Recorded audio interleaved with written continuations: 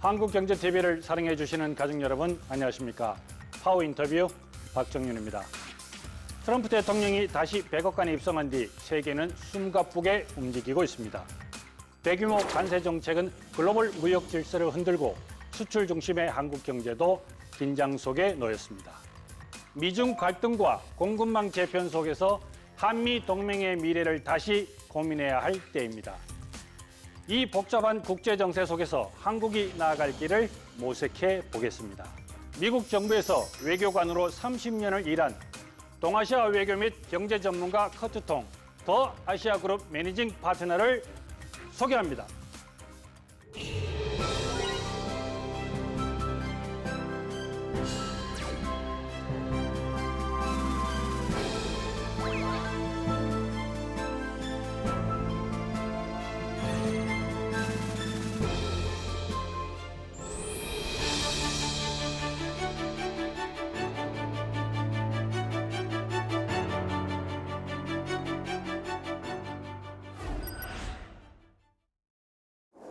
네, 이 자리에 동아시아 외교 및 경제 전문가 커트통 더 아시아그룹 매니징 파트너께서 나와 계십니다. 어서 오십시오. 안녕하십니까? 안녕하십니까? 네. 자, 이 먼 길 와주셔서 너무 반갑고요. 바로 좀 질문을 드려야 될 것 같습니다. 미국 정부에서 오랜 기간 한 30여 년 외교관으로 일하셨고 또 한미 FTA 관련해서는 직접 설계하기도 하셨고 6자 회담에서 직접 참여하기도 하셨는데 이토록 이제 한국하고의 이제 인연이 참 많은데 현재 지금 한국과의 어떤 그런 그 한미 동맹 이런 건 좀 어떻게 평가를 하십니까? I think the U.S.-Korea alliance is fundamentally quite strong. We have shared defensive goals that are really important to both sides of the military alliance. Certainly with President Trump's arrival, there's a challenge of dealing with an America First type philosophy coming from the Washington government. But my expectation is that the U.S. and Korea working together can overcome this. Now, Korea certainly was under the expectation that the KORUS FTA established a framework that would be permanent for the trade relationship, and now it's confronted with the reality of having to renegotiate some of that. But I think with strong political will shown by both sides, this can be surmounted. 자, 트럼프 2기 행정부가 들어서면서 굉장히 지금 정책 속도를 좀 많이 내고 있습니다. 1기 때는 이제 국무부에서 직접 지켜보셨고, 그 2기 정부가 가는 방향이 얼추 이제 1기 정부하고 좀 비슷하게 보이는데 어떤 점을 좀 눈여겨봐야 될 것 같습니까? Well, I think a lot of the themes that we're experiencing right now are consistent from the first Trump administration to the second Trump administration. This time, however, I think that the president is showing a lot more energy and was better prepared for his agenda and is moving forward very forcefully to pursue his agenda, including on trade. Now, some people in the United States are starting to react negatively to this, and the polling numbers for the president are not looking good right now. Some of that, I think, is driven by the tariffs, some of it by his aggressive approach toward universities and other domestic policy questions. So I think there's a sense that really the American public would like to see him move in other directions. 트럼프 대통령이 지금의 어떤 관세 정책을 이제 수술에 좀 많이 비유하기도 했는데요. 막 이거 병든 미국을 고치기 위해서 고통은 따를 수밖에 없다 이렇게 표현하기도 했는데 자, 2026년에 보면 미국의 중간 선거가 있습니다. 아무래도 그 표를 생각하기 위해서는 뭐 조금 지금의 관세 정책을 좀 유화적으로 돌릴 수도 있지 않겠나라는 전망도 좀 나오고 있습니다. 이 부분에 대해서는 어떻게 좀 전망하고 계십니까? Yeah, I think that as we get closer to the 2026 election, that some of the political energy around tariffs will start to fade even more than it already has. And already the tariff energy is fading somewhat. But as we get closer and closer to the election, the primary concern for President Trump and Republican politicians trying to get reelected will be the situation regarding inflation and economic growth. And if the tariffs are perceived as having created a recession or created inflation in the United States, then I would expect to see him back off from that policy somewhat. And at some point, we'll reach a balance where some of President Trump's objectives on tariffs have been achieved, but not what he originally set out to do. And the market will stabilize around a certain tariff rate, which will probably be considerably higher than what it was before the Trump administration, but not be extraordinarily high the way that he announced on April 2nd. So the one key question here is the China piece. If the US and China start to negotiate and bring down that tariff rate, then the inflationary pressure on the US will be even lower. But getting to the negotiating table with China will be much harder than getting to the negotiating table with American friends like the Republic of Korea. 아무래도 그 중간 선거 때문에 좀 관세 정책이 조금은 수그러들지 않겠냐, 완화되지 않겠냐 이렇게 전망을 주셨는데 우리나라 입장에서 보면 현재는 이제 대통령이 공석 상태입니다. 6월 3일 대통령 선거를 위해서 새로운 정부가 들어서겠지만 그때까지 어떤 공백 상태는 분명히 존재한다고 생각합니다. 한국이 트럼프 행정부하고 관세 문제를 어떻게 좀 풀어나가야 될지 조언을 주신다면 어떤 게 좀 있습니까? Well, I think that Korea is basically taking the right approach given its circumstances. What they're doing is not rejecting the problem and refusing to talk, but rather framing the issue in ways that will be either advantageous to the Republic of Korea or at least the least disadvantageous way. So what Korea is doing is rather aggressively putting together a package of non-tariff concessions, investment programs, and ideas for assisting the U.S. economy in its economic development. Through investment, through perhaps purchases, there's discussion on the energy sector, for example. That approach is smart and makes sense given the circumstances. The difficult part for Korea, I think the hardest part, will actually be negotiating the tariffs on steel and autos, because President Trump is quite firmly of the belief that those tariffs force people to invest in the United States. And he's reluctant to give up that leverage. And it's a bit of a chicken and egg problem, because if he gives up the leverage, then he's not sure that the investment will happen. But if he hits too hard, then these Korean industries are not going to be willing to invest in the United States. So it's a tricky balance. I think it's going to be, that's the hardest part, is around those steel and aluminum and autos tariffs. 어떻게 보면 철강과 자동차 분야에서 좀 조심스럽게 접근할 필요성이 있다 이렇게 말씀을 해주신 것 같아요. 자, 지난 4월 24일 날 한미 재무통상장관 회의에서 한미 FTA 재협상은 언급되지 않았다 이렇게 말씀을 그런 협상이 있었는데 사실 어떻게 보면 트럼프 대통령 입장에서는 한미 FTA를 다시 협상할 것이다 이런 얘기를 좀 우려가 있는 부분도 사실입니다. 만약에 이 한미 FTA가 재협상에 돌입하게 된다면 우리는 또 어떤 관점으로 어떻게 좀 대응을 해야 될까요? So I actually don't think that President Trump or the U.S. Trade Representative want to try and renegotiate the KORUS FTA. That would be very complicated. It's a complex agreement. I was involved in the negotiation of it. Lots of pages, lots of very complex rules involved. I think they're looking for simpler, quicker, more ad hoc arrangements that would be rather speedily demonstrate to the American people that the tariff policy is a good idea and it's resulting in more investment in the United States and concessions on market opening by the counterparts.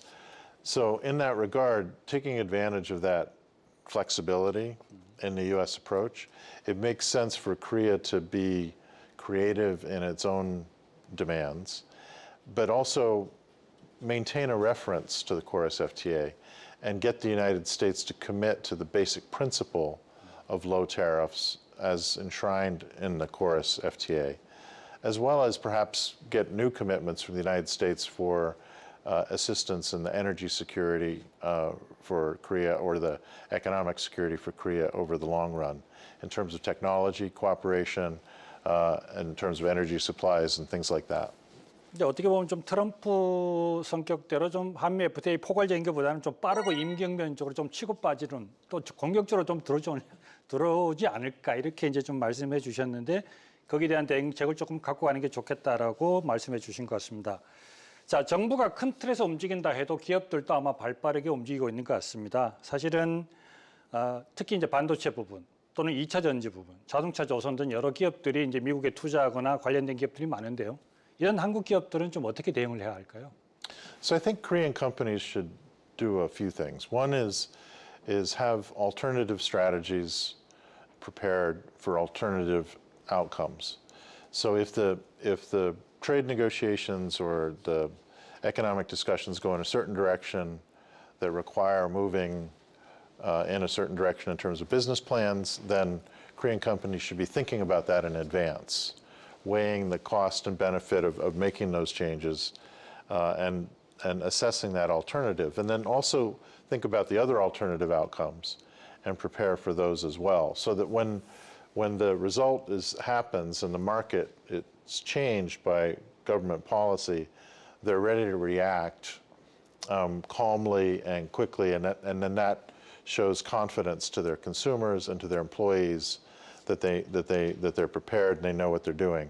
The other thing that Korean companies can and should do, and U.S. companies are doing this as well, is talk to the governments.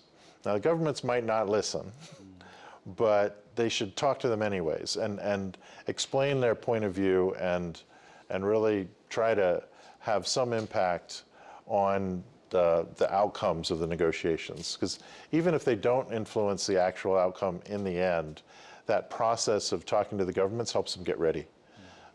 So I think they should be, basically in a nutshell, be very proactive and energetic and not just sit back and wait for things to happen to them. 결국 이제 국내 기업들도 이 기업들의 어떤 수출이나 수입 부분에 있어서 미국 내 기업에 미치는 영향 또는 한국 경제에 미치는 영향 이런 부분은 조금 더 상세하게 얘기할 필요성이 있다고 이렇게 좀 말씀을 해주셨는 것 같습니다. 자, 이게 2018년 미국, 중국 무역 전쟁으로 우리 한국 경제는 굉장히 큰 타격을 사실 받았습니다. 저희 입장에서는 이 이제 그 미국하고 중국의 어떤 그런 무역 전쟁이 좀 확대되지 않게 바라는데 과연 트럼프 2기 미중 관계는 어떻게 좀 예상하십니까? Yeah. So the relationship between Washington and Beijing right now is not good. There's not much trust. The communication channels are not very strong. I expect that relationship to stay fairly difficult throughout the Trump administration. There may be some negotiations progress. There may be some specific areas where the U.S. and China can work together on specific projects, maybe North Korea-related issues. There may be a negotiated outcome to the trade conversation that results in lower tariffs and a stabilization of trade. But I think it's going to be scratchy, as we say in American English, difficult relationship.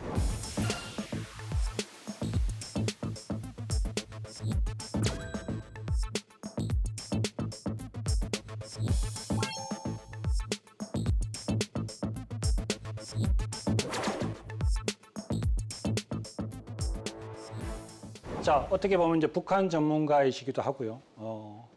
북한과 미국은 언제쯤 만날 것 같고, 그리고 이 두 나라의 만남 속에서 한국은 패싱이 되는 건지, 아니면 이 3개국이 같이 만날 수 있는 건지 어떻게 좀 예상하십니까?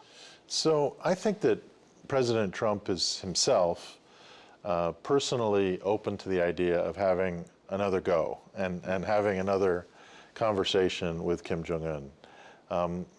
Somehow he's fascinated with the idea of negotiating with the world's most reclusive dictator. President Trump's advisors, his national security team, are not interested in that, and they consider North Korea to be a bit of a distraction from the main concern, which is China, and the whole exercise to be a bit of a waste of time. So I'm not sure exactly how this will turn out. Kim Jong-un has tried to. One of the reasons I think why he has strengthened his relationship with Mr. Putin and with Russia was in hopes that that would somehow set him up for a conversation with the United States. But that doesn't seem to be working because Mr. Putin is so aggressive in pursuit of his war against Ukraine that he's starting to antagonize Mr. Trump. So I'm not expecting any big breakthroughs, but Donald Trump is flexible on this matter. And I think North Korea will try and figure out some way to get his attention. 자, 그리고 우리나라 입장에서는 또 적잖은 부담이 되고 있는데요. 이 주한미군 방위비 분담금 이슈. 이 부분은 좀 어떻게 좀 풀어나가야 될지 조언을 주신다면요. So the Republic of Korea obviously will try to keep all the military conversations separate from the trade conversations. But in Mr. Trump's mind, they're linked together. And he considers South Korea to not be doing its fair share in its own defense. Now, I don't agree with that, but he feels that quite strongly. So it's possible that Korea will have to play defense on this issue in a negotiating sense, in a transactional sense with Mr. Trump. My recommendation is that Korea change the conversation from one about money and make it about capabilities, right? So instead of who's paying for what, which is really actually not that important, what's more important is are the US and Republic of Korea cooperating together, bringing the best technology available to defense solutions, and then figuring out what they should do in terms of developing defense capabilities and also on procurement of defense equipment and figuring out how to make a 1 + 1 = 3 type situation in cooperation between the defense industries as well as the two militaries. 자, 그다음 트럼프 대통령 공약 가운데 이제 관세 정책은 경제 불확실성을 더해주고 있지만 뭐 감세 정책이라든지 뭐 투자 인센티브와 같은 미국 내 기업들과 국민들이 환영할 만한 정책들도 좀 있는데 과연 이런 정책들이 이제 언제쯤 나올 거라는 부분들이거든요. 어떻게 예상하십니까? Yeah. So you can tell that President Trump is now 100 days in starting to turn his attention towards Congress and thinking about passing a major piece of legislation that would cover tax policy and some other important economic policies. And I think that that's what a lot of his supporters want him to do. Because if you think about it, the policies that he's been pursuing the most vigorously, the tariff piece and also immigration questions, both of them shrink the economy and raise prices. It's a stagflationary policy. And what other Republican leaders would like him to do, as well as a lot of the people that voted for President Trump, is to move in the direction of pro-growth policies. That could include tax policy, it could include deregulation, making it easier to do business in the United States. And I do expect him to head in that direction. But he also needs to balance the big business agenda with the populist agenda, because he is an economic populist.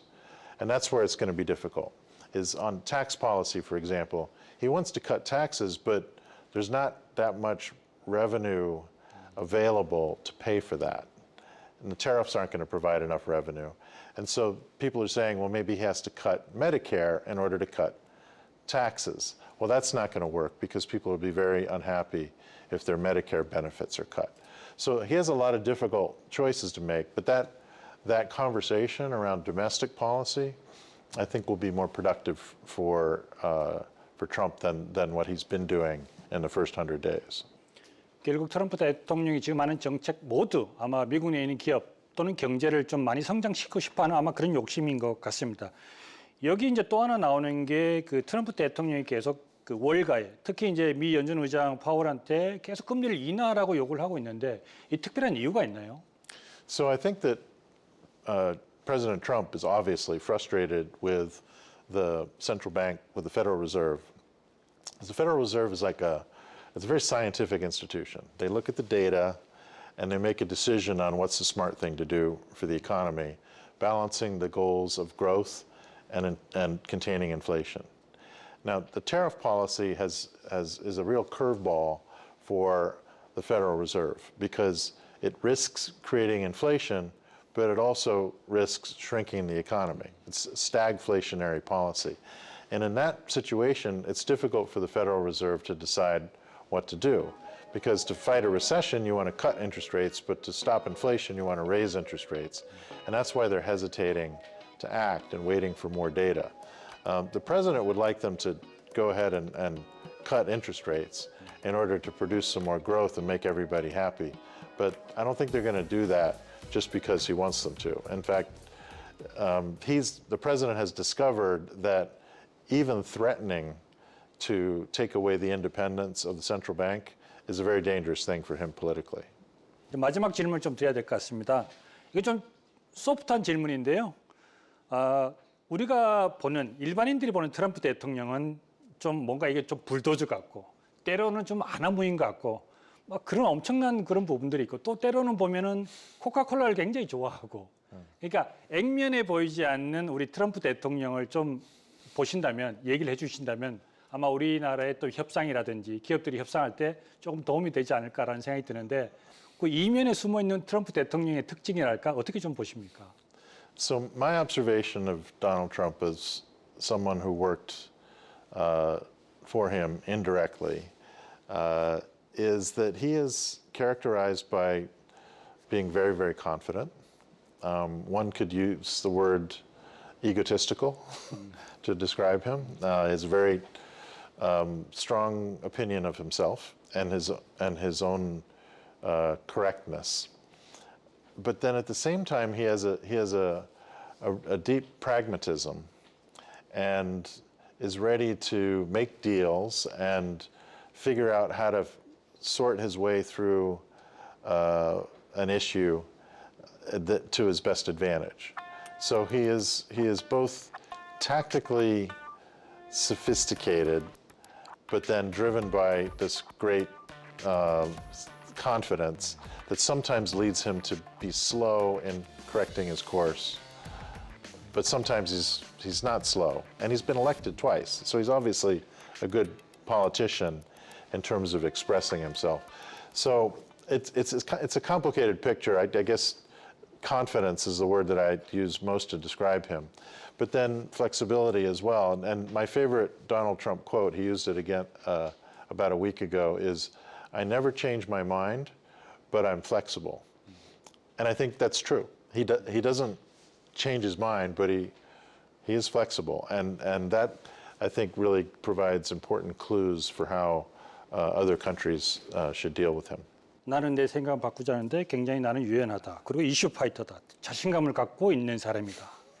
이게 아마 우리나라의 기업들이나 정보 관료들이 협상을 할 때 또 이런 부분을 좀 참고하고 또 이렇게 자신감을 갖고 협상에 임했으면 정말 좋겠습니다. 오늘 말씀 정말 고맙습니다. 감사합니다.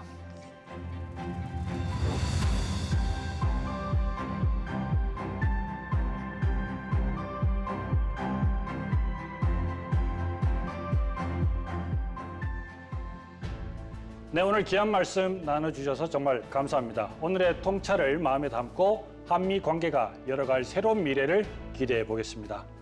박정윤의 파워 인터뷰, 오늘은 커트통 더 아시아그룹 매니징 파트너와 함께했습니다. 시청해 주신 여러분 고맙습니다. 수고하셨습니다.